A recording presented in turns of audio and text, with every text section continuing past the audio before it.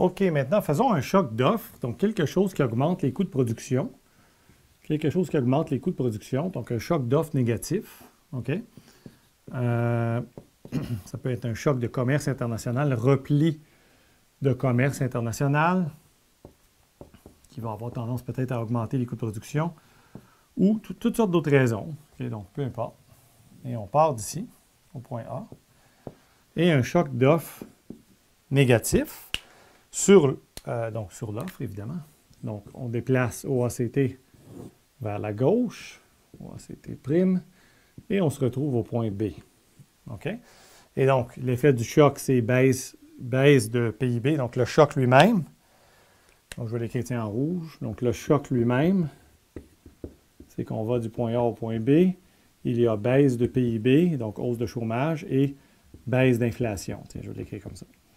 Maintenant, supposons que la Banque centrale a dit, bien, too bad pour l'inflation, je tolère, puis je veux relancer l'économie, je veux absolument avoir le plein emploi.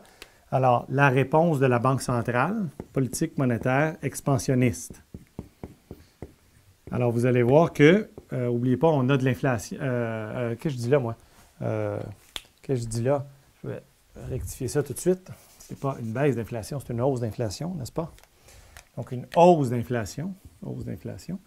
Et la Banque centrale a dit, il y a de l'inflation, mais je veux absolument rétablir l'économie à son plein potentiel.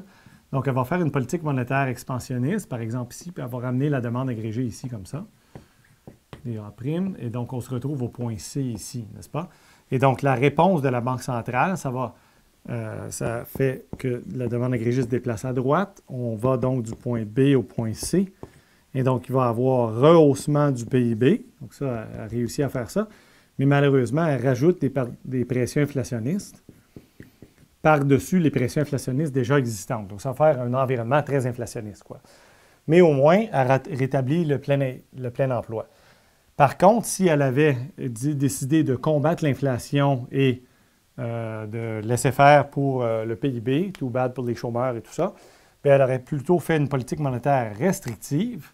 Elle aurait amené la demande agrégée par là-bas, hein, et ça aurait augmenté encore plus le chômage, diminué encore plus le PIB, mais elle aurait vaincu l'inflation. Donc là, bien, c'est une espèce de compromis qu'on rencontre dans les chocs d'offres, qu'on n'a pas dans les chocs de demande. N'est-ce pas? Les chocs de demande imposent pas un choix déchirant entre décider entre l'inflation, combattre l'inflation ou combattre le chômage. Les chocs de demande n'ont pas ce choix déchirant-là, mais les chocs d'offres, oui.